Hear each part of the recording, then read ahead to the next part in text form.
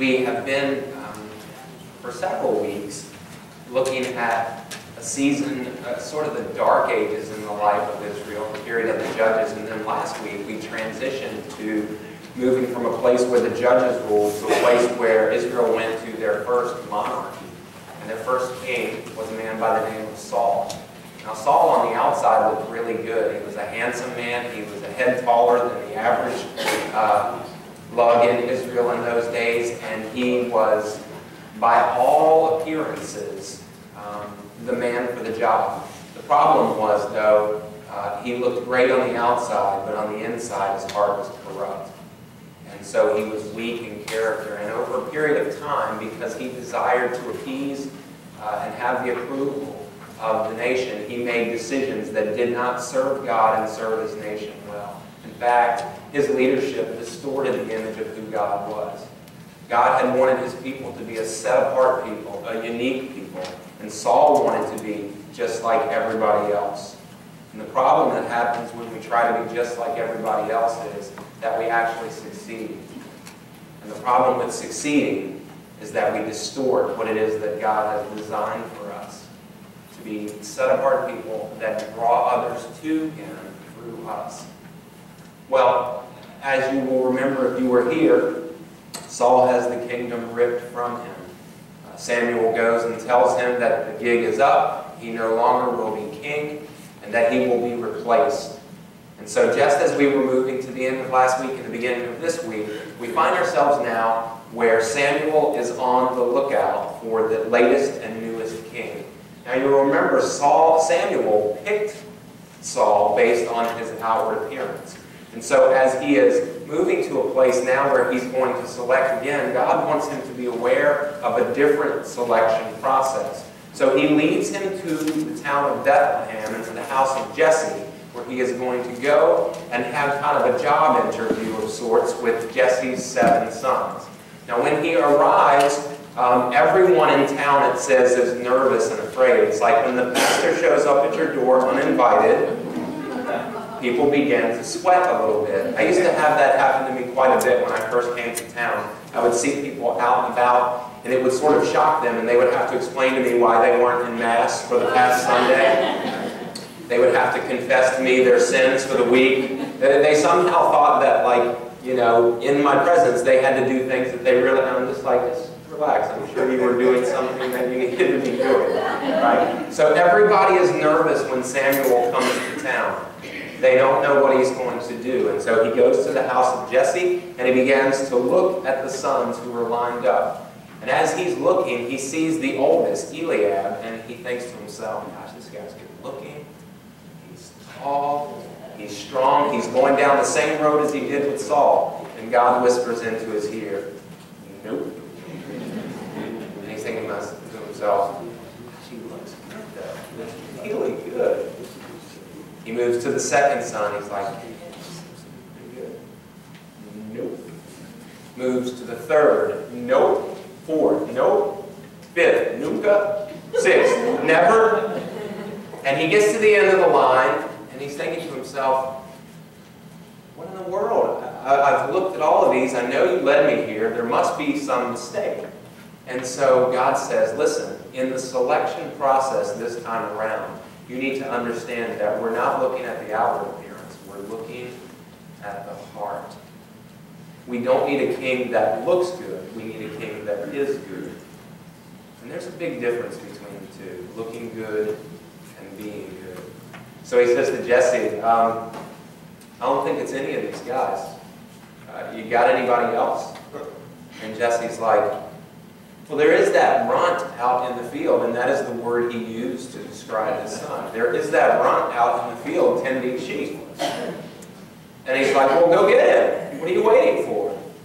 And so he goes and gets him and brings him in. And as he brings him in, immediately God whispers to Samuel, this is the one. This runt is the one. And so what happens is he takes an oil and he anoints him, and he is at this point the new king of Israel. Now, for those of you who don't know the story, sometimes we get confused. Does anybody know the age of David at this point? 13. He's 16 years old. He is the age of Noah Cluin. So the next time you see Noah, think David. Right? He's 16 years old. And all he's been doing for the better part of his teen years is taking care of the few sheep that his father has. Now you know that his brothers are steamed, and you're going to see this play itself out in the days to come. The newest king of Israel is this 16-year-old runt. And he's anointed. Now, if you're David, what would be the first thing that you would do if you've just been graduated from the sheepfolds to the kingdom? What would you do? Would you go on Facebook and change your status from like shepherd to king? Would you print out business cards so that you could start to hand them out? Or would you send your brothers to like go shop at Walmart or something and find you a new crown and polish it? What would you do as your first act as king? You're 16 years old. You have lived in obscurity. You have been out with the animals. And now you're the king. You're the king of Israel. What do? You remember what he does? The very first thing that David does is he goes back to take care of the sheep. You just won the Super Bowl. Where are you going to go? He goes back to where it was. Business as usual. You know why? Because there is still a king. There was no vacuum or void. Saul is still the king. But his kingdom is about to end. It has not yet. So he goes back and he continues. Now, as the chapter turns in the story of God and in the life of David, we find that there is a battle that is going on in the valley of Elah, which is about 15 miles west of Bethlehem, where David lived. Now, as he is tending the sheep, one day he comes in, all of his older brothers are out at war. They're in the battle. And as he comes home one day from taking care of the sheep, his dad has a plan for him to go and take some groceries to his brothers to find out what's going on in the battle and then to come back. Dad is scared. His sons are on the front lines of war and he wants to know what's going on. So he takes and sends David with some food to get a report, to go and to come back. Now the problem over the course of the time as the battle begins to play itself out is there is this Philistine. They are at war with the Philistines. This is a frequent occasion. They battle with this group more than any other during this time. Okay? One of the problems, though, is that they have a champion by the name of Goliath. David is a runt. Goliath is 9.5 feet tall. Shaquille O'Neal has nothing on this guy. His armor weighs between 125 and 200 pounds. The stuff he's wearing on his body weighs more than David does. Okay? The tip of his spear weighs 25 pounds. The guy is massive. And he's intimidating. And every day in the morning and in the evening, he comes out and he stands. They are, if you want, Andy, you can show the slide of the Valley of Elah. If you can see, this is where Saul's army is, the army of the Israelites. And this is where the Philistines are, and this is the valley in between. And so every day he comes down and he is yelling at the top of his lungs, threatening the Israelites and challenging them and intimidating them and scaring them half to death. And for 40 days this nonsense has been going on. For 40 days in the morning, 40 days in the evening. At a certain point you think, when is this going to end? So let me read to you from page 147 of the story. It says, Goliath shouted to the ranks of Israel. He says, "Why do you come out and line up for battle? Am I not a Philistine, and are you not servants of Saul? Choose a man and have him come down to me, and if he's able to fight and kill me, we will become your subjects. But if I overcome him and kill him, you will become our subjects and serve us." Then the Philistine said, "This day I defy the armies of Israel. Give me a man and let us fight each other." And on hearing the Philistines' words, Saul and all the Israelites were dismayed and terrified. Now that's exactly how our giants are. Our giants of fear don't just come once and leave. They come in the morning, and they come in the evening, and they come tomorrow, and the next day, and the next. And they are relentless in their efforts to intimidate us and to create fear in us. And what happens is if we tolerate these giants, they will stay. They will not leave. They will stay. And they will make our lives more miserable than they did on day 1 and 2 and 3 and 4. Proportionally, it only continues to grow the more we tolerate these giants in our lives. So these people are incredibly afraid. Now, if you just think about it in your own life, okay?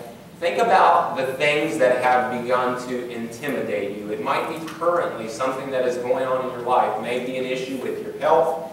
It might be an issue with a particular relationship. It might be a financial issue. But there may be things in your lives that are threatening and intimidating you and creating a level of fear in the world. Okay? And as the fear continues to grow, there are options that you have. I want you to think, as we move through the story, about the options that you are actually using in response to the issues that are intimidating and creating fear in your world.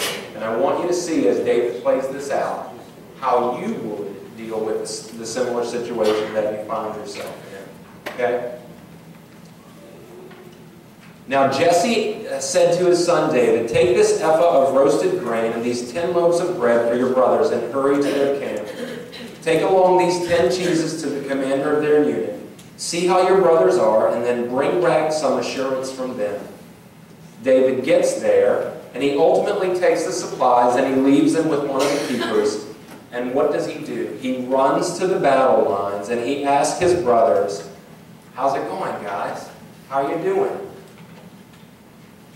As he was talking with them, Goliath, the Philistine champion from Gath, stepped out from his lines, and he shouted his usual defiance.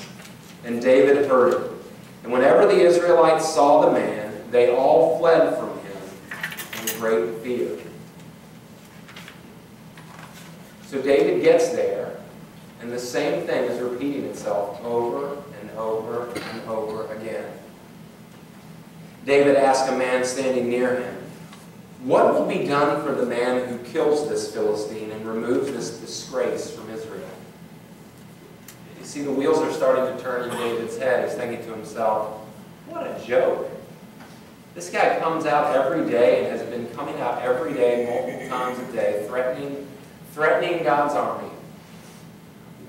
What's the take for someone if they're to get rid of this guy? What would be the reward? And so the Israelites had been saying to him, "Do you see how this man keeps coming out? He comes out to defy Israel. The king will give great wealth to the man who kills him. He will also give him his daughter in marriage," which isn't really the greatest prize when you get to meet his daughter. "And he will exempt his family from taxes in Israel." So he's going to get a lot of money. He's going to get a new wife. And he and his family are not going to have to pay taxes. That's a pretty decent deal. Okay? So then he asks the people standing around him, he says, "Who is this uncircumcised Philistine, that he should defy the armies of the living God?" When Eliab, David's oldest brother, heard him speaking with the men, he burned with anger at him, and he asked, "Why have you come down here? And with whom did you leave those few sheep in the wilderness?" You get that dig? "Why are you here? And who did you leave those couple of sheep you've been tending?" He's angry, but I wonder why he's angry. I have a sense he's angry because he got passed over. I think he's bitter. And I think that may well be the reason why he wasn't chosen for king. His responses to situations in life, when he reacts, rather than David humbly receiving and going back to what he had been doing beforehand. Here's a guy who was just bitter and angry, and he takes it out on his brother. He said, I know how conceited you are and how wicked your heart is, that you came down only to watch the battle. Really? I wonder whose heart he's really talking about. It's not David's. David's like, what have I done? Can I even speak? Am I not allowed to ask a basic question? I mean, you guys are sitting around here terrified. You have been for days and weeks and months. This guy's not only coming against us as a people, he's coming against God. Why would you allow this to continue to go on? Don't you know how big your God is? What David said was overheard and then reported to Saul, and Saul sent for him. David said to Saul, let no one lose heart on account of this Philistine. Your servant will go and fight him. Now Saul had been there in battle too, and he had every good chance to do it himself. Remember, Saul's bigger than most. He's a head taller than everyone else. He's the king. He's there, and so is everybody else. And they've just been hunkered down for 40 days, getting more and more afraid as time passes. And here comes this little 16-year-old. 16 years old. Shepherd boy. And he says, if you guys aren't going to do it, I'll do it. You guys have been challenging me over and over and over. Why are you going to let him bully you like that? Saul said, you're not able to go out against this Philistine and fight him. You are only a young man, and he has been a warrior from his youth.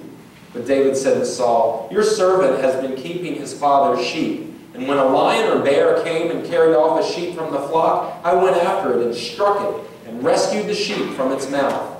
When it turned on me, I seized it by its hair, struck it and killed it. Your servant has killed both the lion and the bear. This uncircumcised Philistine will be like one of them, because he has defied the armies of the living God. The Lord who rescued me from the paw of the lion and the paw of the bear will rescue me from the hand of the Philistine. He's like, this guy's nothing. I've been fighting lions and bears. I've been taking sheep out of their mouth. He's tiny. He's nothing. And so Saul's like, well, doesn't look like anybody else is going to volunteer for the fight. Go ahead. And then he says, go and the Lord be with you. You see, how could he say, go and the Lord be with you, and not realize that the Lord has been with him? Sometimes our fears get so massive and they are so overwhelm us that we forget this very basic point. The Lord is with us, and the Lord is for us, and we don't need to be afraid. We don't need to cower and be intimidated by things that are going to paralyze us and keep us from God's best in our life, no matter how big they are, 9.5 feet or not. David has no fear, and if he does, you can't see it. Then it says, then Saul dressed David in his own tunic. Okay, so he's going to get him ready to go out for the battle. The only problem is David is a 36 regular, but Saul's a 52 long, right? So he's putting all this armor on him. He's like clanking around. He's like, I can't wear this stuff. I don't need this. He takes off the armor. He has no armor, right? He has a slingshot. Now, in the valley of Elah, you will see that where they are here, where they are ready for battle, down here where this creek is where he's going to find the stones. He's going to find 5 smooth stones on his way to battle Goliath here. He didn't even have it with him. He gets it on the way. Okay? He didn't come ready for battle. He came to deliver groceries. And when he finds out that everybody else is scared to death, he's like, this is ridiculous. This guy's a disgrace. Somebody has to put a stop to this. And if nobody else is, heck, I'll do it. I think God picked the right man. When he was going through the process, he knew the heart of David. And the heart of David was strong and courageous. Meanwhile, the Philistine with his shield bearer in front of him. Now, isn't this something? This guy who's been taunting and intimidating for days and days, He's so big and he's so bad that he still needs somebody to come out in front of him, a shield bearer, who's going to protect him largely from any of the arrows or the weapons of the enemy. So he's kind of hiding behind a shield. Here's David with nothing but a slingshot, right? He looked David over and he saw that he was little more than a boy, glowing with health and handsome, and he despised him. He said to David, "Am I a dog that you come at me with sticks?" And the Philistine cursed David by his gods. "Come here," he said, "and I'll give your flesh to the birds and the wild animals." He's trash-talking David. David's not afraid. Say all you want to say. You're about to be mine. David said to the Philistine, "You come against me with sword and spear and javelin, but I come against you in the name of the Lord Almighty, the God of the armies of Israel, whom you have defied." You haven't just been cursing us, you've been cursing our God, and your day is about to come to an end. "This day the Lord will deliver you into my hands, and I'll strike you down, and I'll cut off your head. This very day I will give the carcasses of the Philistine army to the birds and the wild animals, and the whole world will know that there is a God in Israel. And all those gathered here will know that it is not by the sword or the spear that the Lord saves, for the battle is whose? The Lord's. The Lord's. And he will give all of you into our hands." I think sometimes we don't remember that our battles, our struggles, the things in our life that produce fear and intimidation, I think sometimes we forget that those things are the Lord's. And when we forget them, you know what happens? We become paralyzed by our enemies, by the fear that they engender. He's not afraid because he knows it's not his battle. David doesn't think he's bigger or stronger or a better warrior than Goliath. He just knows that God is with him and God is for him, and it's time for the disgrace to end. As the Philistine moved closer to attack him, David ran quickly toward the battle line to meet him. When everybody else is running away, David's running right at him. Okay? Sometimes when we're facing our enemies, it's time to extend a little faith and actually run to it rather than away from it. Because if you run away from your fears, they don't go away, they just grow in size. Sometimes, as a people of faith, we need to extend a little faith and move right into the heart of our greatest fears, asking God to provide for us and to lead us. Because whose battle is it? It's the Lord's. David doesn't run away, he runs to the battle.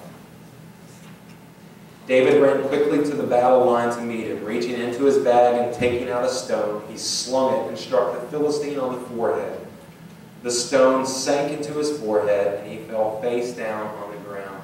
What a great shot. I mean, the guy has an armor bearer in front of him. He's got his helmet, he's got his, all of his armor on. I mean, perfect shot, right? And then it says, so David triumphed over the Philistine with a sling and a stone. Without a sword in his hand, he struck down the Philistine and he killed him. It makes me think back to when the Israelites previously were taking the promised land. They didn't have a weapon in their hands. They had trumpets, they had glass jars and candles. Why? To remind them that it wasn't because of their strength that they won. It wasn't because of their strength that they took new land. It wasn't because of their strength or their might or their ingenuity that they got to where they were. It was only because of God's hand on their lives. David ran and stood over him. Okay, so now he's slumped down. We don't get any sense of where the armor bearer is, but we have a sense that he's probably turned tail and he has begun to run. Because now this giant is dead, and he's about to be. David ran and stood over him. 16-year-old David took a hold of the Philistine's sword. He drew it from the sheath, and after he killed him, he cut off his head with the sword. When the Philistines saw that their hero was dead, they turned and ran. Then the men of Israel and Judah surged forward with a shout, and they pursued the Philistines to the entrance of Gath and to the gates of Ekron. They were cities of Philistia. Their dead were strewn along the Shuraim road to Gath and Ekron. And when the Israelites returned from chasing the Philistines, they plundered their camp. Listen to what David does. David took the Philistine's head, and he brought it to Jerusalem, and he put the Philistine's weapons in his own tent. So as he's going back, he's got his new little handbag with him. He's got the head of this giant, right? And he's just carrying this giant. I was thinking about this the other day, and I promise you this happened. I was coming up a ramp, and I was thinking about just this image. I've been thinking about it all week because it's a fairly gory image of a guy carrying a head, right? So I was coming up the ramp, getting ready to get on 18, and right in the middle of the ramp was a severed head. Now, it wasn't real, I don't think. It was one of those kind of, sometimes you'll see those fake heads that people will use, especially around Halloween or whatever. But it was really kind of sort of startling at first, like as I'm coming up, I'm like, is that a head? I'm serious. I'm thinking, maybe I just have this on my brain. I've been thinking too much about the severed head, and there's one in the middle of the road. I'm thinking to myself, that is disgusting. And as I'm getting closer to it, I realize that it's fake, but it's sort of, it's like zombie-like. It's weird. It's disgusting. I think to myself, I couldn't drive fast enough by it, to be honest, much less pick it up in my car and carry it with me and parade it around.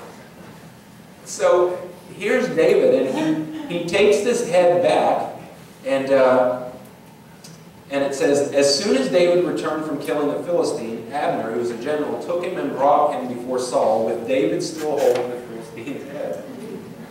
He's loving this. It is a symbol, a very powerful and graphic symbol.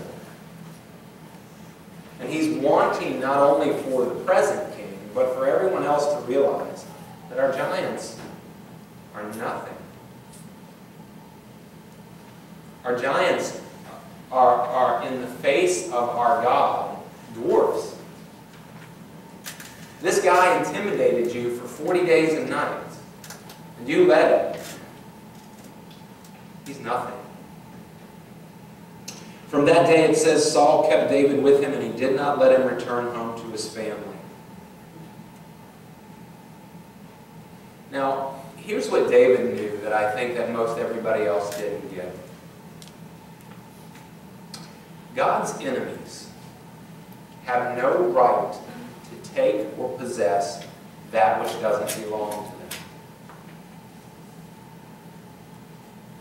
God's enemies have no right to take or to possess that which does not belong to them.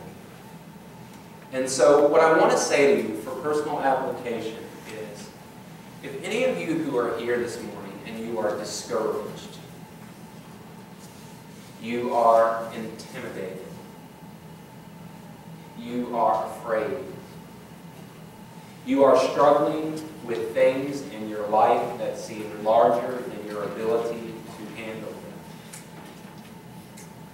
Here's what I want to ask you. How long will you let this go on? Because the way the story plays out, if David doesn't show up, they can still be there.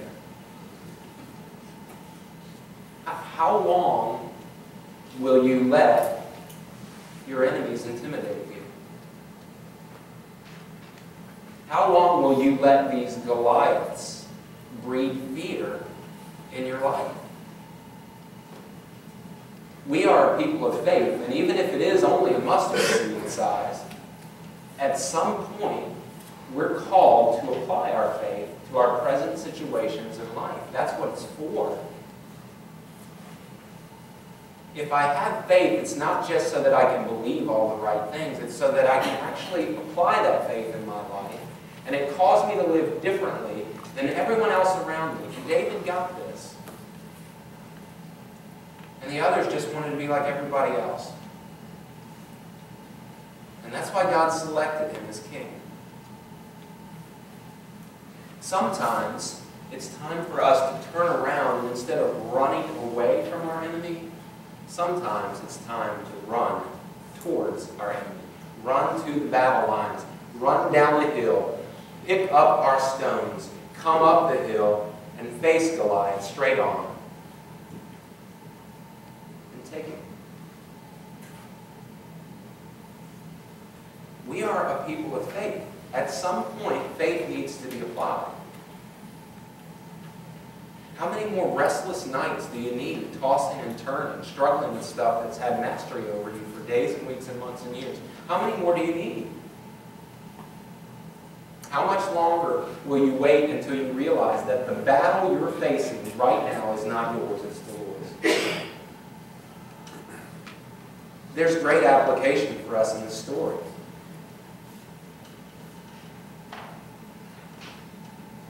So many of us profess to have faith in God, but we live lives that are paralyzed in fear. How much longer do we need to wait? At some point, we have to apply a little faith. We are to be unique, set-apart people. We are not to be stressed out like everybody else. We are not to be wringing our hands and worrying and losing sleep. I don't care how big the financial gap seems to be, or how rebellious your son or daughter seems to be, or how difficult your relationships seem to be, or how sick you seem to be in your body or in your mind. At some point, we look at these things and we no longer allow them to intimidate us. We apply a little faith. I have to say to you, there's going to be 14 more years until David is coronated king. 14 more years. And you know, most of the rest of those years, the rest of his teens and the decade of his 20s, he's going to spend on the run. Because Saul is going to begin to be a little bit jealous of him. At first, he likes him, thinks he's a good guy, incredibly thankful that he won the victory over Goliath and over the Philistines. But there's going to be this place where when they start to return home, where the seed is now planted. Listen to what happens as they're making their way back on their victory march. When the men were returning home after David had killed the Philistine, the women came out from all the towns of Israel to meet King Saul with singing and dancing. All the women of all the towns come out to meet him. And they're singing and they're dancing and they're playing. And as they dance, they sing, Saul has slain his thousands. And he's loving it. He's done nothing. He's done nothing. But he'll want that credit. But the second line really bugs him because they sing, and David his tens of thousands. How do you think the king feels now? He's loving the song until he hears the second verse. And he's like, what was that? And Saul was very angry. This refrain displeased him greatly. They've credited David with tens of thousands, he thought, but me with only thousands. What more can he get but the kingdom? And from that time on, Saul kept a close eye on David. He kept a really close eye on him. He tried to kill him many times. He chased him through the wilderness and into caves and beyond places that you can't imagine. David spent the next 14 years of his life on the run.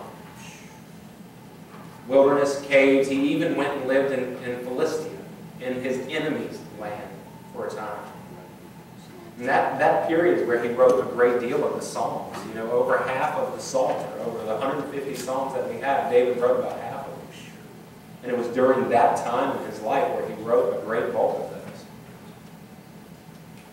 And here's what I want to say as I move to a close about this.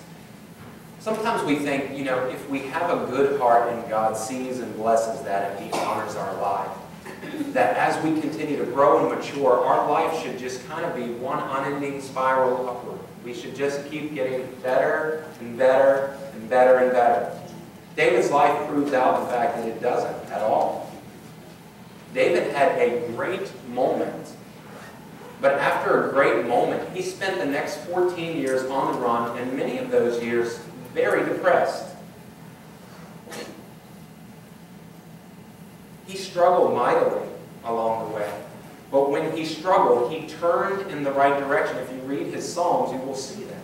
David is a very real character. He's not a model of moral perfection by any stretch of the imagination. You're going to see that next week. David falls and fails often. But when he falls and fails, he makes good decisions about how to get up from that and turn in the right direction and regain his footing in his life. He is a man of faith.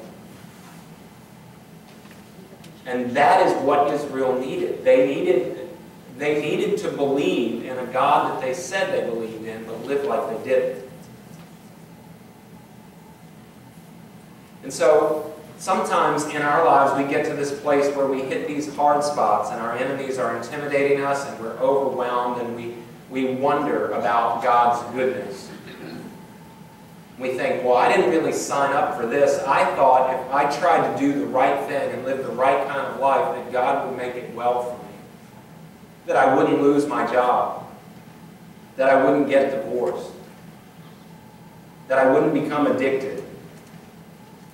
That I wouldn't fill in the blank. How is it possible along the way that I fall into these spots if God is with me and for me?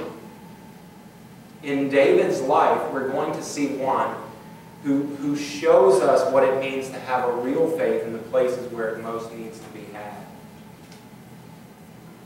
He is not a paragon of virtue, but he is a man after God's own heart. He falls down, but he gets back up again.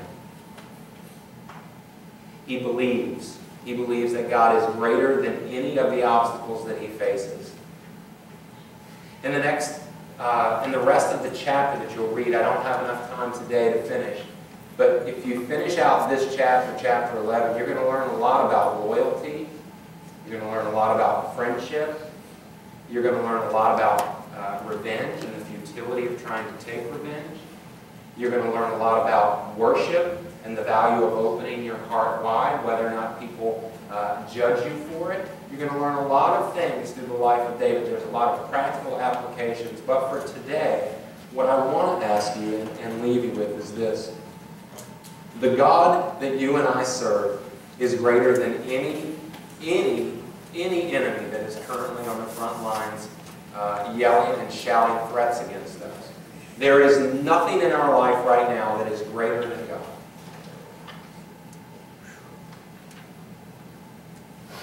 And so if your enemy is paralyzing you with fear, I just want to ask you, how many more days do you need to stay hunkered down in a place of paralysis before, like David, you realize that the battle is not yours, it's the Lord's? Sometimes, as a people of faith, we just have to apply them. For if we don't, what's the point? That we know all the right things?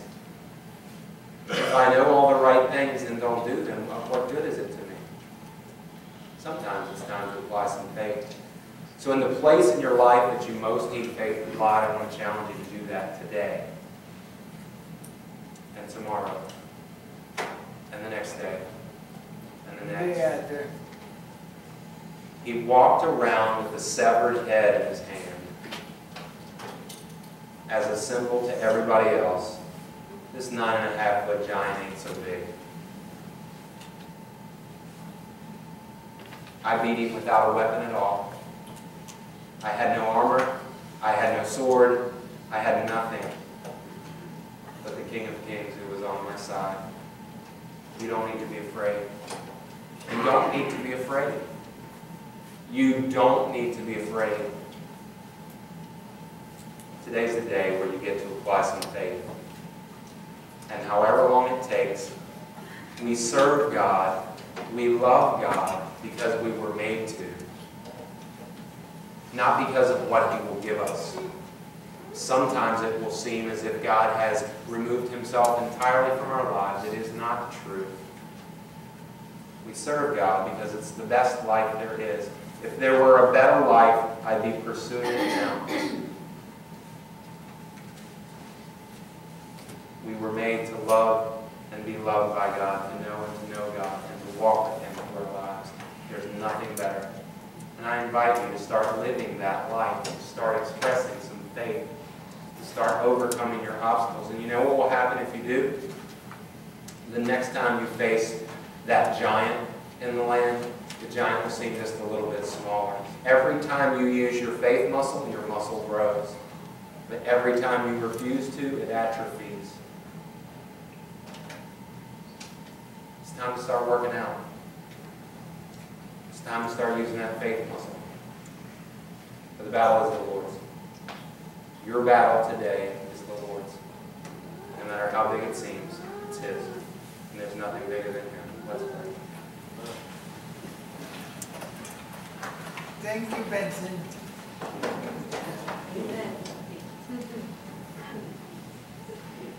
Father, thank you for your word. How it speaks to us in the places of our lives that we most need to be spoken to. I pray that David's life would minister to us in ways that help us in the current situations and circumstances of our lives. God, we thank you that we are not alone to face our greatest fears. We thank you that you are with us and you are for us. And we ask you, God, this day, we ask you as we walk and put one foot in front of another, that you would increase our faith.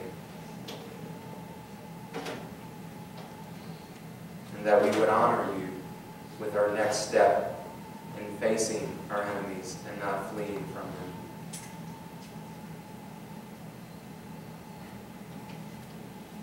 Lead us in this battle which is yours and grow our faith.